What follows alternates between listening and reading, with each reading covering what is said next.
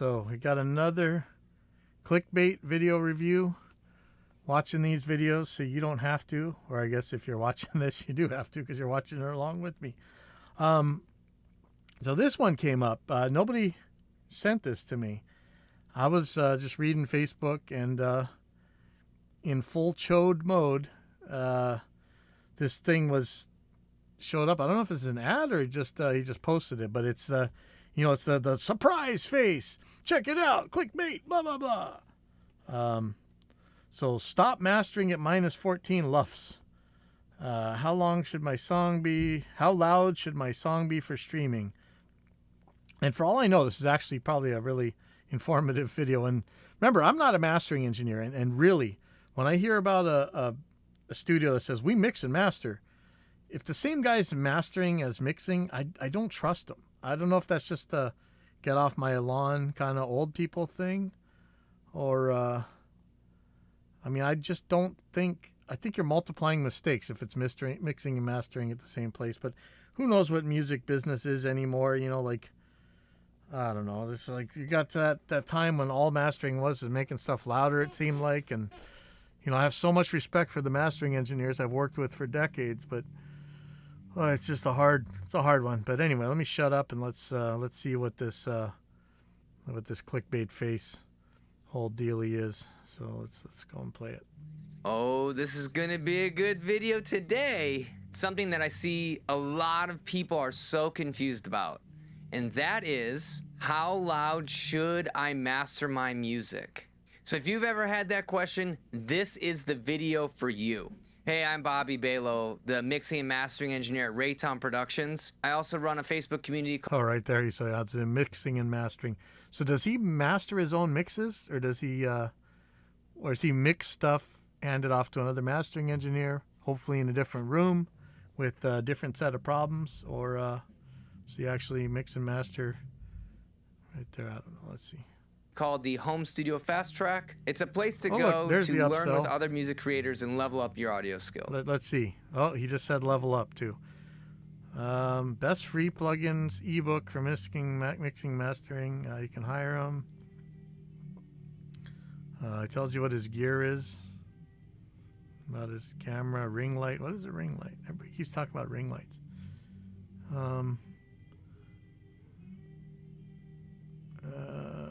Yeah, I don't know. Okay, let's see what goes on here. I probably get asked this question a few times a week, and if you ever have tried to go on Google and do a search or use YouTube to find an answer to how loud your song should be before you send them out for streaming, it's an absolute nightmare. Some people say, you need to master your songs at -14 LUFS, and other people say -16, some people say -10, some people say whatever, it doesn't matter at all. So what is the right answer? And more importantly, why is there this confusion around how loud a song should be in the first place? So let's talk about why there's so much confusion first. Depending on which streaming services you use, a lot of them have different requirements. And some services will put what's called loudest normalization on by default, and others don't. And what that does, that adjusts the volume of every song to be a similar volume when it's being played back.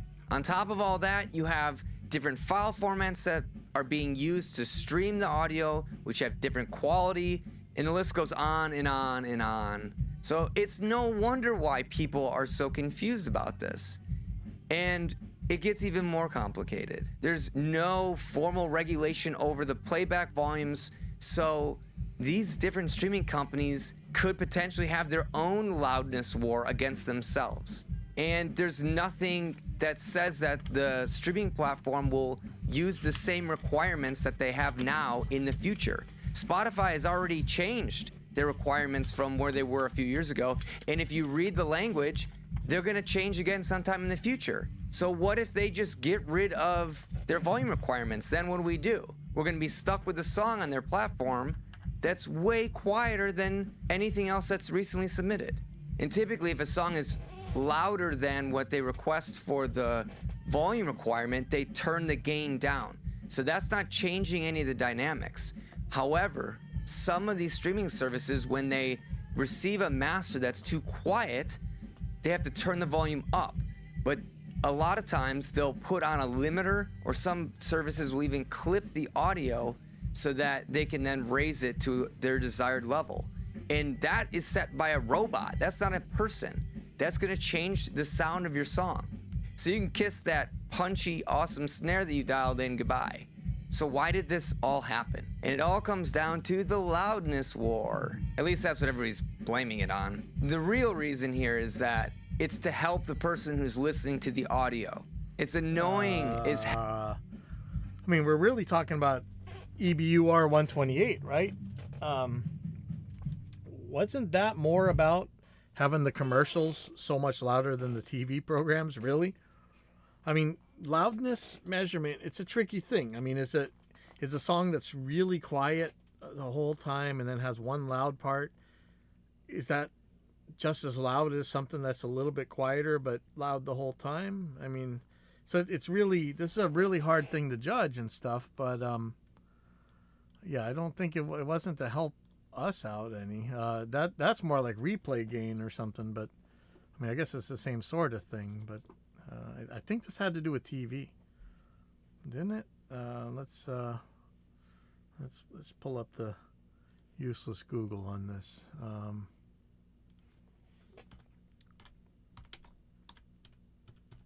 I mean, that's how we got LUFS in the first place here. So EBU R128. That looks confusing. Let's look at something simple. EBU R128 is a recommendation for loudness normalization and a maximum level of audio signals. It primarily followed during audio mixing of television and radio programs and adopted by broadcasters to measure and control program loudness. It was first issued by the European Broadcasting Union in August 2010 and most recently revised in June 2014.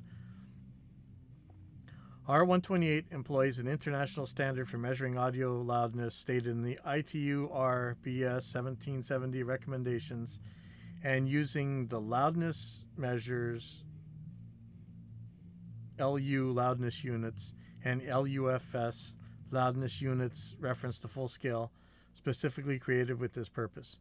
The EBU Tech 3341 document further clarified loudness metering implementation and practices in 2016.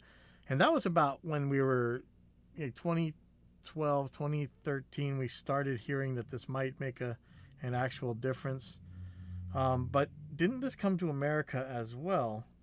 And, you know, Spotify's using this stuff. Let's see. So adoption, aftermath. Where's the U.S.? What do you call the AES EBU? So it would be the AES that, no, would it be the AES? NAB would be our guys, right? Okay, so here we go. Target levels or estimated equivalent level adopted by streaming services. -14 LUFS, Tidal, Amazon Music, YouTube, and Spotify. -16 for Apple Music. -18 for Facebook. But like the guy just said, and I heard earlier, you know, you don't know whether or not the Apple normalization is on or whatever. I mean, it's still tricky, but the idea that the volume wars could be over is pretty awesome. So who knows? Well, let's see what all he's going to see. Hell, when we're sitting there listening to music and we have to keep reaching for the volume knob and turning it up and down every song because different mastering engineers master music at different levels. This was an attempt to make sure that if you're listening and enjoying the experience, you don't have to keep doing that. The streaming services are going to adjust the level for you. But because we're all human beings and we have this innate bias into thinking that something that's louder sounds better, we had this tendency over the last few decades to keep making music louder and louder and louder because it sounds better, up to a certain point though. And that comes back to the question we had. At that point, so how loud should my song very early be? In the volume wars. So we came to the part of the video where I'm going to just give you the one magic number that's going to make your song sound amazing on every single platform. So when mastering your music, what I recommend is that you clickbait, clickbait, clickbait, clickbait. And Let's do this platform. again. So when mastering your music, what I recommend is that you master your music at whatever the hell you want it to be. It doesn't matter. Just make sure it doesn't sound like crap. But on a serious note, make sure that you just master the song to try to be competitive for your genre. The different genres have lots of different loudness requirements, so just find a good representative song or a reference and try to get somewhat near that volume without sacrificing the punch, the dynamics, and absolutely make sure that we're not losing that emotional element to the song. So who am I to tell you to not listen to the distribution services requirements? Well, I'm a believer that actions speak louder than words. So I went ahead and I measured the loudness of some of the top songs, and what I found is that the highest charting songs were actually at a loudness of about -7, -6, and in some cases for more aggressive styles of music like metal, I found them at -5 or even -4, but they still sound good. So if the top bands and artists and mastering engineers around the world aren't following these guidelines, why should you? Very rarely will there be a song that's mastered quieter than -10 LUFS. And that's 4 or 6 dB louder than what's recommended by these streaming platforms. And you don't have to take my word for it. Go and find some of your favorite tracks, bring them into a session, and analyze the volume. I guarantee they're gonna be way louder than -16 or -14 LUFS. There is one more thing I wanna mention though. Just because some of the top mixing and mastering engineers can get a song that's on the Billboard charts to -5 LUFS doesn't mean that your song can get that loud and still sound good. The loudness doesn't come from mastering. The loudness comes from a properly arranged song in a really, really good mix. If you get the balance off on the mix, you're limiting the song's loudness potential, and it's never ever going to get loud without it starting to sound distorted or sound like crap. So just make it sound as good as it can and don't worry about the number. And that way we're kind of future-proofing our songs so that if the volume requirements change for these streaming platforms, we're ready for them. They're already a little bit louder, so they can make their adjustments and we'll be just fine.